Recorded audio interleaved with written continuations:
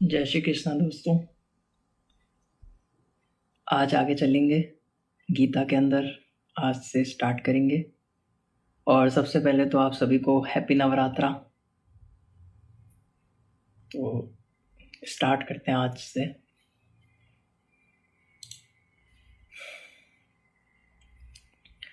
इसमें क्या है कि जो भी मतलब जो ज़्यादा डीप में जाने वाला होगा उसमें अपन ज़्यादा डीप में जाएंगे और जो नॉर्मल होगा उसको ऊपर ऊपर से देखेंगे। तो जो ज़्यादा डीप में जाने जैसा होगा उसमें ज़्यादा डीप में जाएंगे।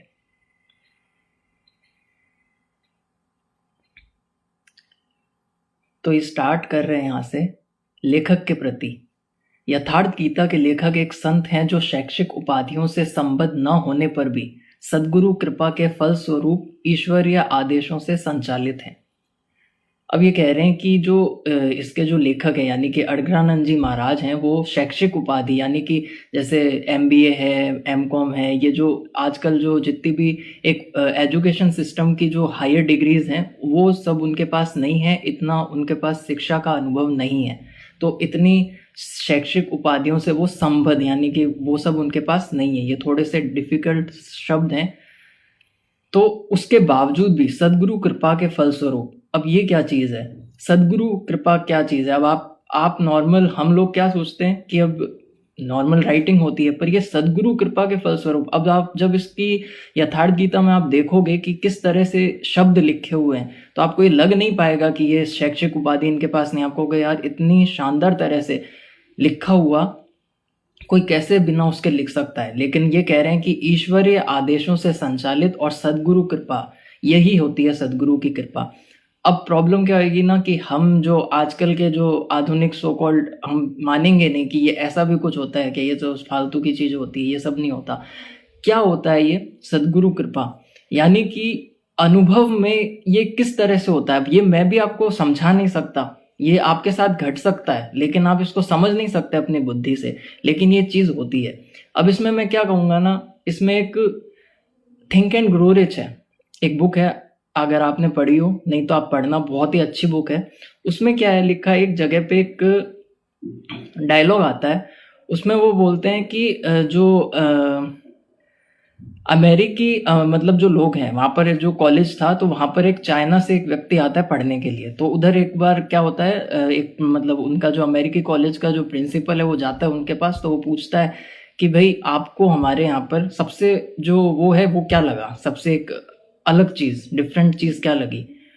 तो पता है क्या चाइनीज़ वाला जो बंदा होता है वो क्या बोलता है, वो कहता है कि मेरे को सबसे ज़्यादा डिफरेंट लगा कि आप लोगों की आंखें तिरछी हैं। तो वो मतलब शॉक्ड हो जाता है। अब इसके आगे डायलॉग में लिखा है कि और हम लोग क्या बोलते हैं, मतलब अमेरिका वाले भी क्या बोलते हैं चाइना वालों के, कि किसकी आंखें तिरछी हैं। तो अब उसकी आंखें तो तिरछी हैं चाइना वाले की, लेकिन उसको आंखें किसकी तिरछी लग रही हैं, अमेरिके वाले की। तो अमेरिकी वाले की आंखें तिरछी इसलिए लग रही हैं क्योंकि आगे उसमें लिखा है निश्चित आपको लगेंगी, क्योंकि वो आपके जैसी नहीं है। तो इसी में मैं ये बताना चाहता हूँ कि अभी तक हमने जो भी सीखा है, समझा है, वो हमारे जैसा जब तक होगा हम उससे एग्री कर जाएंगे। जैसे ही वो हमसे डिफरेंट आता है हम एग्री नहीं करेंगे, ऐसा नहीं हो सकता। अब जैसे इन्होंने बोला ईश्वरीय आदेशों से संचालित है और सद्गुरु कृपा से वो लिख सकते हैं, इस तरह से कुछ होती है ऐसी विद्या या जो भी होता है, लेकिन हम नहीं मानेंगे। तो वो ये कह रहे हैं कि हमारी सीमाएं, हम इंसान की जो दिक्कत है ना वो ये है कि हमने अपनी सीमाओं को ही सीमाओं का सही पैमाना मान लिया है, कि जो हमने जो लिमिट बना ली है ना वो भी हमारी बनाई हुई है। एक्चुअल में हम लिमिटलेस हैं। तो हमने जो अपनी लिमिट बना ली है उसके पार हम देख ही नहीं सकते। तो वो कह रहे हैं कि आप दूसरी जो चीज आती है आप उसको भी लिमिट में ही होकर देख रहे हो। तो इसलिए ये जो लिखा है ऐसा हो सकता है, आप इसको मानो चाहे ना मानो। जब आपके साथ जीवन में, अब हमारे जो जो कल्चर है उसमें तो गुरु शिष्य की जो परंपरा है वो बहुत पुराने टाइम से चली आ रही है। तो इसको समझना हमारे बस की बात नहीं है कि गुरु के पास क्या क्या शक्तियां होती हैं या क्या क्या एक जो होती है चीज। फिर आगे कह रहे हैं कि लेखन को आप साधना भजन में व्यवधान मानते रहे हैं, किंतु गीता के इस भाष्य में निर्देशन ही निमित्त बना। अब वो चाहते थे कि मतलब वो लिखना नहीं चाहते थे किसी भी कारण से, तो उनको जो लिखने की बजाय वो सोच रहे थे कि उसको भजन से कर दें, कुछ कर दें। तो वो कह रहे कि लेकिन भगवान ने आपको बताया कि आपकी सारी वृत्तियाँ शांत हो गई हैं, केवल छोटी-सी एक वृत्ति शेष है। अब वृत्ति का मतलब यहाँ पर समझना पड़ेगा। वृत्ति वैसे डीप में एक अलग चीज़ होती है, पर अभी के एक बार इंट्रोडक्शन के हिसाब से हम ये समझ सकते हैं एक स्वभाव। जैसे हम गुस्सा करते हैं, किसी का बहुत गुस्सैल स्वभाव होता है, किसी का बहुत प्यार जैसा स्वभाव होता है कि वो इतना गुस्सा नहीं करता, किसी का बहुत शांत रहना स्वभाव होता है। तो ऐसे ही वृत्ति का एक स्वभाव से कह सकते हो, या एक इच्छा और आप समझ सकते हो कि एक इच्छा शेष रह गई थी उनकी गीता लिखना। बेसिकली नॉट गीता लिखना, इच्छा ये शेष रह गई थी कि लोगों को जो उनको समझ आया है, यानी कि जो उन्होंने आत्मज्ञान प्राप्त किया है, जो समझ उनको डेवलप हुई है, जो उन्होंने जाना है, वो बताना चाहते हैं। और बुद्ध जो होते हैं ना, उनके जीवन में ये होता ही होता है। बहुत रेयरली कुछ होगा जो जानने के बाद शांत हो जाते हैं, वो भी मौन में भी मौन हो जाते हैं, वो नहीं बताते। लेकिन जो ज़्यादातर होंगे वो कुछ ना कुछ आपको, हम सबको बताना ही चाहेंगे। तो ये इनकी एक वृत्ति शेष थी।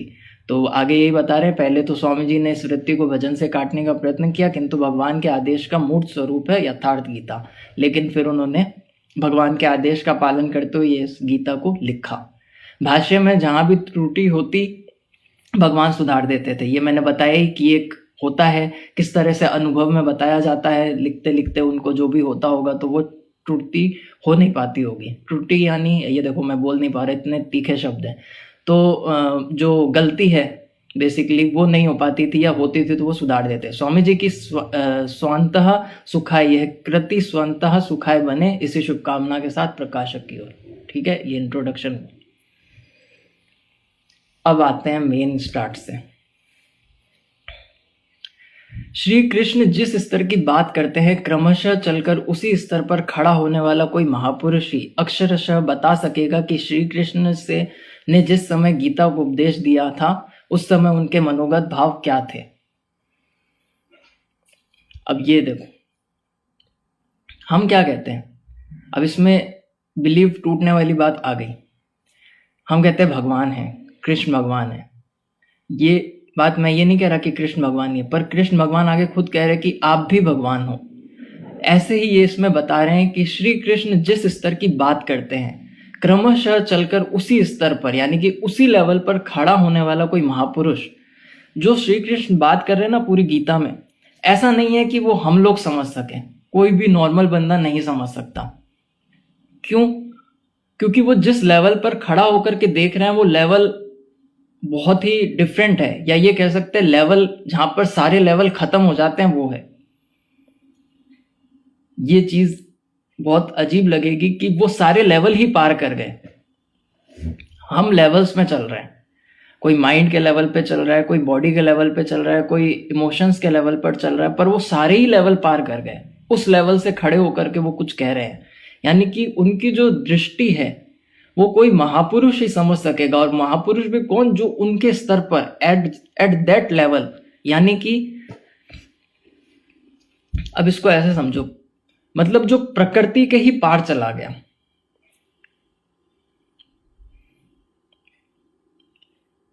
तो ये क्या कह रहे हैं कि जो श्री कृष्ण जिस लेवल पर खड़े हैं उस लेवल पर और भी कोई खड़ा हो सकता है। ऐसा नहीं है कि जिस लेवल पर श्री कृष्ण खड़े हैं उस लेवल पर सिर्फ श्री कृष्ण ही खड़े हो सकते हैं।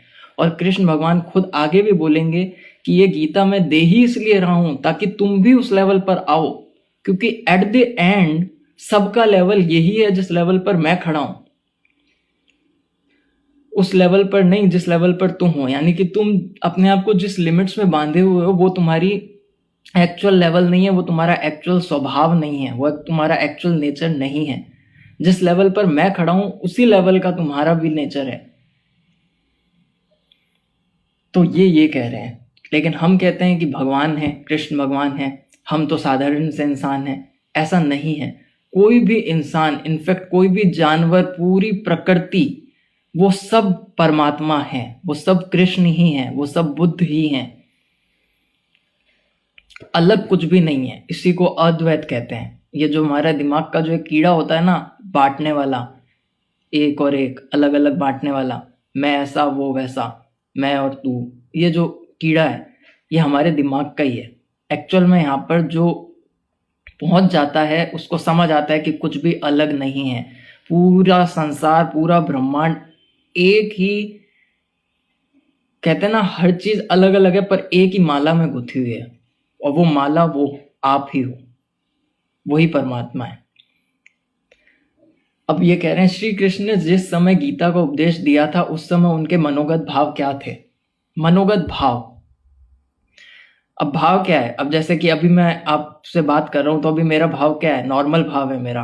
अभी मैं कभी स्माइल में आऊंगा, कभी कुछ गुस्सा आएगा, तो वो भाव, तो ये कह रहे कुछ तो कहने में आ पाते हैं, मतलब जब ये समझा रहे हैं या कोई भी समझाता है कृष्ण की बात को तो कुछ तो कहने में समझ आ जाते हैं, लेकिन कुछ भाव भंगिमा से व्यक्त होते हैं। जैसे उन्होंने मान लो अर्जुन को कुछ डांटते हुए कहा, जैसे वो कह रहे हैं कि नपुंसक मत बना अर्जुन, तो अब उनके जो भाव होंगे यहाँ पर हो सकता है वो थोड़े से क्रोधित हो, तो वो भाव की बात हो रही है कि कौन से भाव, कुछ तो समझ आ जाते हैं कि वो किस फीलिंग्स से बात कर रहे हैं, किस किस दृष्टिकोण से बात कर रहे हैं, और कुछ समझ में नहीं आते। कुछ भाव भंगिमा ये वर्ड है, यानी भाव भंगिमा यानी भाव, जैसे कि दर्शाए जाते हैं ना, फीलिंग्स आ जाती है फेस पे, इमोशन आ जाता है हंसी का, वो चीज पता वैसे ही चल सकती है, वो नहीं भी। और शेष पर्याप्त क्रियात्मक है, ये आ गई बात यहाँ पर, मेन बात, जिन्हें कोई पथिक चलकर ही जान सकता है। यही तो हमारी यात्रा है, यानी कि जो भगवान कह रहे हैं उसको आप लाख पढ़ लो, लाख समझ लो, लाख बुद्धि में रट लो, उससे कुछ नहीं होता। जब तक कि जो भगवान कह रहे हैं आपको करने के लिए, जब तक कि वो आप करना शुरू नहीं करते, यानी कि यात्रा प्रारंभ नहीं कर देते, चलना ही स्टार्ट नहीं कर देते, तो चलते चलते आपको वो अनुभव होंगे जो कि वो भगवान कह रहे हैं, जो अर्जुन फील कर रहा है, जो अर्जुन समझ रहा है, ये बोल रहे हैं।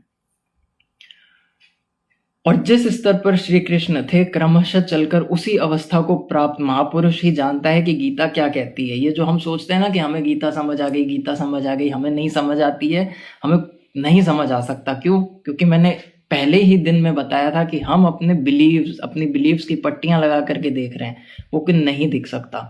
गीता है खुला आकाश बिना बादलों का। जैसे बादल होते हैं तो आकाश में कैसा दिखता है, कुछ काले बादल हैं, कुछ हैं, तो आकाश साफ नहीं दिखता, स्काई। गीता है एकदम साफ। यहाँ पर ये जो बादल जो मैंने बोला ना, ये हमारे बिलीव्स हैं, नोशंस हैं, तो हम उससे बांध करके नहीं देखते हैं, जब, जो कि हम नहीं कर सकते, हमारी इतनी वो नहीं है, सामर्थ्य है, वो करता है महापुरुष, जैसे कि स्वामी अड़गनानंद जी महाराज, परमहंस जी महाराज, और भी हैं, गौतम बुद्ध, श्री कृष्ण, राम, बहुत से हैं, जीसस, कहते वो सब एक ही बात है, पर हम समझ तब सकते हैं जब उस लेवल से समझाई जाए। इसीलिए सारी दिक्कतें हैं, क्योंकि गीता क्या कह रही है वो किसी को समझ नहीं आता है, और कुछ का कुछ होता है, और कुछ का कुछ होता है तो बहुत से दिक्कतें होती हैं, वो हो रही हैं संसार में। वह गीता की पंक्तियां ही नहीं दोहराता बल्कि उनके भावों को भी दर्शा देता है। अब जो सदगुरु होते हैं ना, वो गीता की पंक्तियां नहीं दोहराते। अभी आप देखना आगे आगे जब ये बताएंगे तो कुछ ऐसी ऐसी चीजें जो आपके दिमाग में तो आ भी नहीं सकती, उससे पहले वो एक और क्वेश्चन खड़ा कर देंगे कि अगर भगवान ऐसा कह रहे हैं तो फिर ऐसा कैसे, फिर उसके बाद वो समझाएंगे। तो मतलब कि वो गीता की पंक्तियां नहीं दोहराता। और नॉट ओनली गीता, जब मैं गीता तो एक माध्यम हो गया, कोई भी चीज जो सदगुरु है ना, वो आपको सामर्थ्य रखता है बाइबल समझाने की, क्योंकि वो जान चुका है। ये जो जितने भी ये जो चीजें आई हैं ना, वो जाने हुए व्यक्ति की बोली से आई हैं। इसमें एक जगह पर बात आएगी कि जो कृष्ण है या जो बुद्ध होते हैं या जो जो जो ज्ञान को प्राप्त कर जाते हैं, वो मात्र ट्रांजिस्टर जैसे होते हैं, उनकी बॉडी और बोली वो ट्रांजिस्टर हो जाते हैं, कि उनके द्वारा परमात्मा ही बोल रहा होता है। तो वह गीता की पंक्तियां ही नहीं दोहराता बल्कि उनके भावों को भी दर्शा देता है।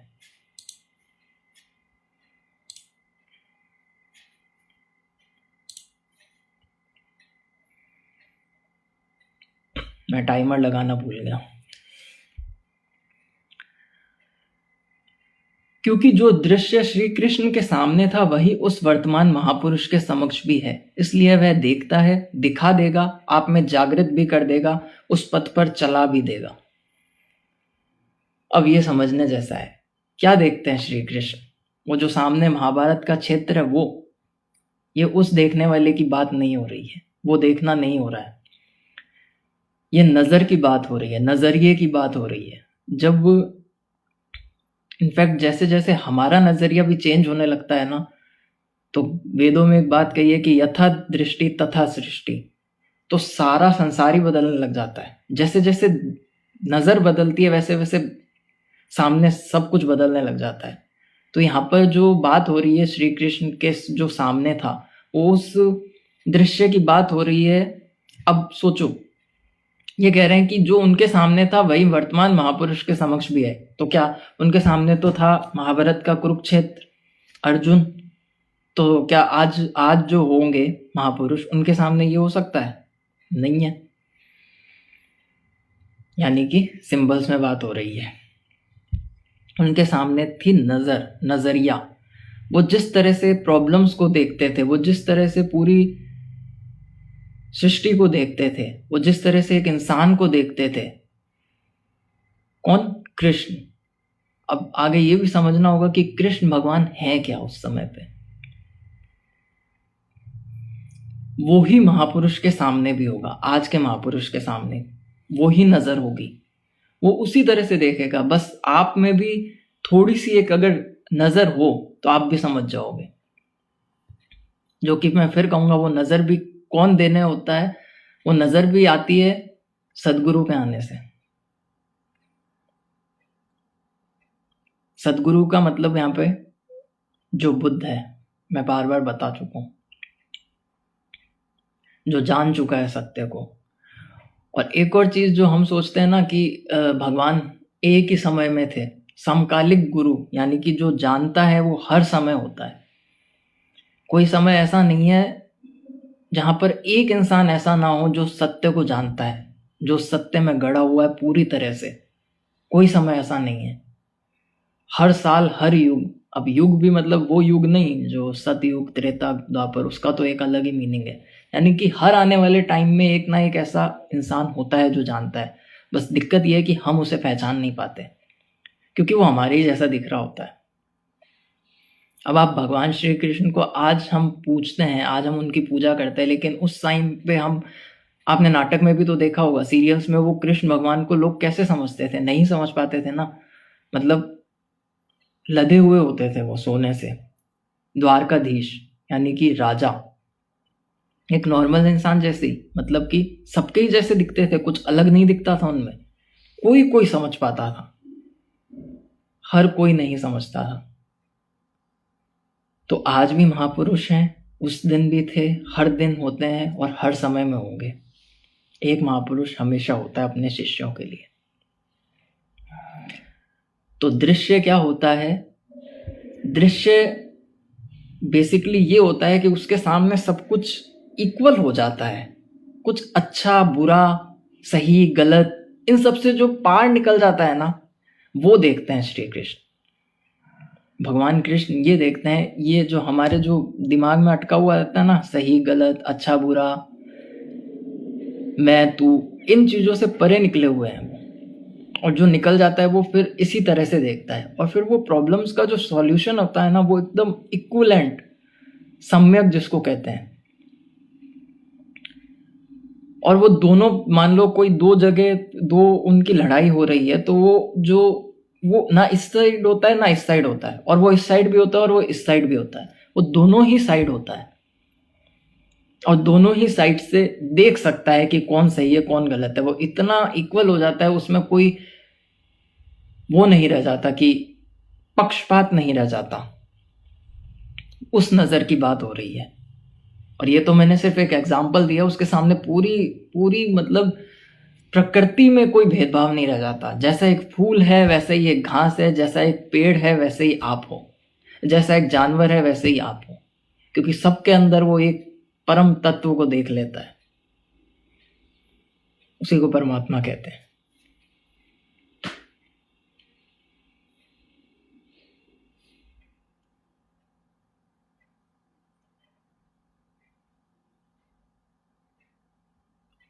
अब जैसा कि मैंने बोला था कि सद्गुरु में जो एक सामर्थ्य होता है ना, उनकी अगर नज़र भी आप पे पड़ जाए, तो ऐसा कुछ घट जाता है, अगर आप थोड़े से खुले हो, अगर आपने एकदम अपना दरवाज़ा है जो बंद नहीं कर रखा दिमाग का और दिल का, तो वो आपके अंदर एंटर हो जाते हैं और फिर वो आपको उस पथ पर चला ही देते हैं। अब आप चाह करके भी उस पथ पर, यानी कि उस रास्ते पर जाए बिना रुक नहीं सकते। ये होती है एक सद्गुरु की क्वालिटी, एक सद्गुरु की, एक बुद्ध पुरुष की, एक महापुरुष की, वर्ड नहीं आ रहा, खूबी, खूबी भी नहीं,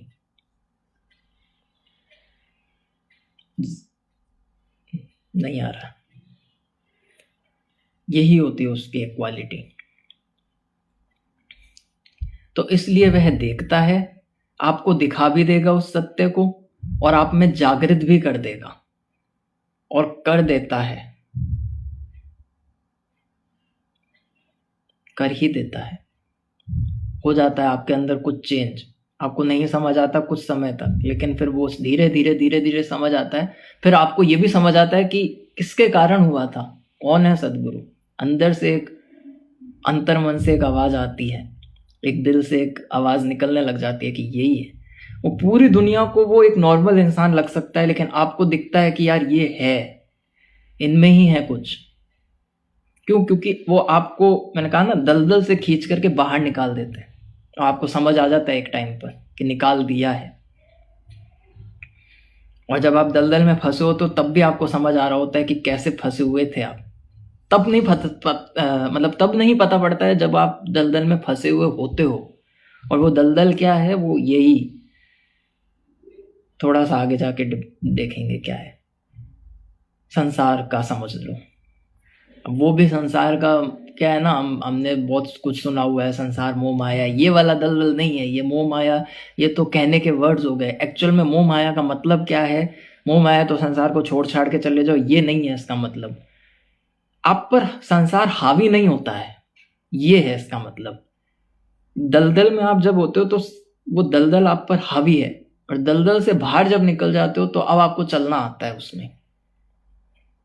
अब आप उसमें फंस नहीं सकते, अब वो खींच नहीं सकता आपको। आप में एक ताकत पैदा हो जाती है, वो ताकत पैदा करना एक सद्गुरु कर सकता है। पूज्य श्री परमहंस जी महाराज भी उसी स्तर के महापुरुष थे। अब जो इनके जो गुरु थे वो भी उसी स्तर के महापुरुष थे। उनकी वाणी तथा अंतः प्रेरणा से मुझे गीता का जो अर्थ मिला। अब जो गीता का अर्थ, यानी कि इन्होंने जो सत्य को जाना, तो अब वो देखेगा ना। आप भी एक बार धीरे धीरे हम समझते हैं ना, तो हम कोई भी चीज़ उठा करके पढ़ते हैं ना, तो हमें फटाफट से समझ आ जाएगा कि कहाँ पर कुछ गोल घोटाला है, कहाँ पर कुछ अपने किसी ने थॉट मिला रखे और कहाँ पर एक्चुअल में सच्चाई है। क्योंकि सच्चाई क्या है ना, बहुत जगह से सच्चाई दिखेगी। झूठ एक दो जगह दिख सकता है, सच्चाई बहुत जगह दिखेगी। छुपाए नहीं छुपती। चाहे वो आप उपनिषद पढ़ लो, चाहे गीता पढ़ लो, चाहे अगर कोई पढ़ सकता है तो कुरान पढ़ ले,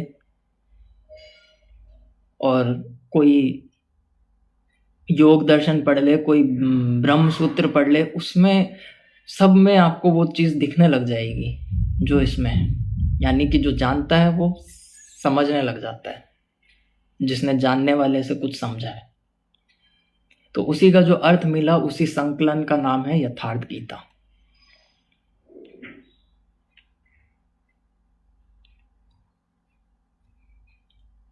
ये थोड़ा बहुत इंट्रोडक्शन है,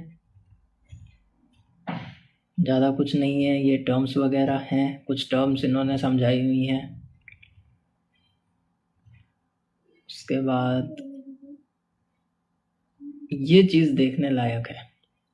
इसमें क्या है कि जो जो बुद्ध हुए, जो जो महापुरुष हुए, उनके जो एक परम तत्व परमात्मा के प्रति जो वर्ड्स हैं, जो डेफिनेशंस हैं, जो उन्होंने बात बताने की जो एक इशारा दिया है, तो इससे इन इन चीज़ों, मतलब इसमें ये अलग अलग टाइम के अलग अलग सदगुरु हुए, अलग अलग महापुरुष हुए, उनने जो बोला है उस एक के प्रति अलग अलग लैंग्वेज में, अगर वो समझ आ जाए कि वो एक ही के प्रति सारे के सारे इशारा करके गए हैं, हम नहीं समझ पा रहे हैं, लैंग्वेज अलग अलग है। आज भी कई हैं जो एक ही के प्रति इशारा करते हैं, हम अभी भी नहीं समझ पाते। वैदिक ऋषि, कण कण में व्याप्त ब्रह्म ही सत्य है, उसे विदित करने के अतिरिक्त मुक्ति का कोई अन्य उपाय नहीं है। जिसको क्या मुक्ति या मोक्ष कहते हैं ना, तो वो वैदिक ऋषि जो हुए हमारे, जिन्होंने ये वाक्य दिए तत्त्वमसि अहम ब्रह्मस्मि, वो कह रहे हैं कि कण कण में जो ब्रह्म व्याप्त है वो ही सत्य है, और उसको विदित करने के यानी कि उसको जगाने के अलावा मुक्ति का और कोई उपाय नहीं है। भगवान श्री राम एक परमात्मा के भजन, जो श्री राम जिनको हम अच्छे से जानते हैं त्रेता युग के, ये थे अनादिकाल नारायण सूक्त में, ये इन्होंने ब्रैकेट में लिखा हुआ है, टाइमिंग्स लिखी हुई हैं कब के हुए। तो भगवान श्री राम का है कथन, एक परमात्मा के भजन के बिना जो कल्याण चाहता है वह मूढ़ है, यानी कि वो एक परम तत्व के भजन के बिना, और भजन का भी मतलब अलग होता है, यानी कि आगे मतलब भजन, भजना, उसको उसी में रम जाना, उस सत्य को जानने में रम जाना, ये है भजना। योगेश्वर श्री कृष्ण, जिनकी पूरी गीता है, परमात्मा ही सत्य है, चिंतन की पूर्ति में उस सनातन ब्रह्म की प्राप्ति संभव है। परमात्मा ही सत्य है, चिंतन की पूर्ति में, यानी कि चिंतन, यानी कि जब हम योग करते हैं, ध्यान करते हैं, और आखिरी उस, जब हम ध्यान के जो आखिरी स्टेज पर आते हैं, जो कि मैंने बताया था कि जब शून्य बचता है, तो उस सनातन ब्रह्म की प्राप्ति संभव है। ये कह रहा है संभव है उस ब्रह्म की प्राप्ति, मैंने भी की है, तुम भी कर सकते हो। महात्मा मूसा, तुमने ईश्वर से श्रद्धा हटाई, मूर्ति बनाई, इससे ईश्वर नाराज है, प्रार्थना में लग जाओ। अब इन्होंने भी वही बोला है कि तुम भटक गए, एक परम तत्व को नहीं देख पा रहे हो। महात्मा जरथुस्त्र, और ईश्वर की उपासना द्वारा हृदय में स्थित विकारों को नष्ट करो जो दुखों के कारण है। वही सत्व गुणों को जगाओ, दैवी गुणों को जगाओ, और बुराई को खत्म करो, और धीरे धीरे जब बुराई खत्म होगी तो दैवी भी जगेगी और वो भी शांत होगी, तो वो ब्रह्म से होगा। महावीर, आत्मा ही सत्य, कठोर तपस्या से इसी जन्म में जाना जा सकता है। ये महावीर के इतने सारे हमने सुन लिए, और ये सिर्फ एक ही की ओर इशारा कर रहे हैं। गौतम बुद्ध, मैंने उस अविनाशी पद को प्राप्त किया है जिसे पूर्व महर्षियों ने प्राप्त किया था, यही मोक्ष है। अब वो कह रहे हैं कि मैंने उसी पद को प्राप्त किया, उसी वही जो कि मैंने स्टार्ट में कहा, लेवलों का लेवल, जहाँ पर लेवल ही खत्म हो जाता है, उसको प्राप्त किया है जैसे पहले भी महर्षियों ने प्राप्त किया था, और यही मोक्ष है। हजरत मोहम्मद सल्लाहु, अब ये इस्लाम धर्म के, जर्रे जर्रे में व्याप्त खुदा के सिवाय कोई पूजनीय नहीं है। मोहम्मद ये कह रहे हैं, जर्रे जर्रे में व्याप्त खुदा, जर्रे जर्रे में व्याप्त ब्रह्म हो चाहे जर्रे जर्रे में व्याप्त खुदा हो, बात एक ही हो गई, एक ही की तरफ इशारा है। जो भी बोलने वाले हैं ना, वो एक ही की तरफ इशारा करके गए हैं। हम ना समझ पाए तो हमारी ना समझी है। ईसा मसीह, ईश्वर प्रार्थना से प्राप्त होता है, मेरे अर्थात अब वो जब भी मेरे बोले तो मतलब उनका मतलब होता है सदगुरु के पास आओ, इसलिए कि ईश्वर के पुत्र कहलाओगे। अब ये लैंग्वेज को समझना हमारे बस की बात नहीं होती है, इसलिए हमें अजीब लगता है, पर ये बात वही कर रहे हैं। मेरे यानी कि जो भी मैं जैसा, मतलब जो भी जान जाता है वो यही कहता है कि मेरे पास आओ। आगे समझेंगे कैसे। आदि शंकराचार्य, जगत मिथ्या है, इसमें सत्य है केवल हरि और उसका नाम। अब जगत मिथ्या है तो जगत को छोड़ नहीं देना है, इसको आगे समझेंगे। संत कबीर, राम से संघर्ष करो, वही कल्याणकारी है। सब एक ही चीज बोल रहे हैं। गुरु नानक, एक ओमकार सदगुरु प्रसादी, एक ओमकार ही सत्य है ना, हमारे सब में ओमकार, ओम से स्टार्ट होता है सारा, तो एक ओमकार ही सत्य है, किंतु वह सदगुरु की कृपा का प्रसाद है। मतलब ओमकार सत्य है पर वो सदगुरु की ही कृपा का प्रसाद है। सदगुरु की कृपा होती है, बरसती है, वो प्रसाद मिलने लग जाता है। स्वामी दयानंद सरस्वती, अजर अमर अविनाशी एक परमात्मा की उपासना करे, उस ईश्वर का मुख्य नाम ओम है। वही बात कर दी जो इन्होंने गुरु नानक ने कही। इतने सारे जने जो जो जो जो जो जो इन्होंने नाम लिए, ये सब बुद्ध हुए, महापुरुष हुए, ये सब एक ही बात बोल के गए हैं। स्वामी श्री परमानंद जी, अब इन्होंने लास्ट में अपने गुरु का बोला है, भगवान जब कृपा करते हैं तो शत्रु मित्र हो जाते हैं, विपत्ति संपत्ति हो जाती है, भगवान सर्वत्र से देखते हैं। ये सारे इन्होंने बोले हैं। मतलब इन्होंने बताया कि सबका जो इशारा है वो एक ही की तरफ है, पर एक का कोई नाम नहीं है। मेरे ख्याल से आज ज़्यादा हो गया क्योंकि टाइमर मैं चलाना भूल गया था, तो आज इतना ही रखते हैं, जल्दी ही नेक्स्ट से स्टार्ट करेंगे फर्स्ट चैप्टर। धन्यवाद।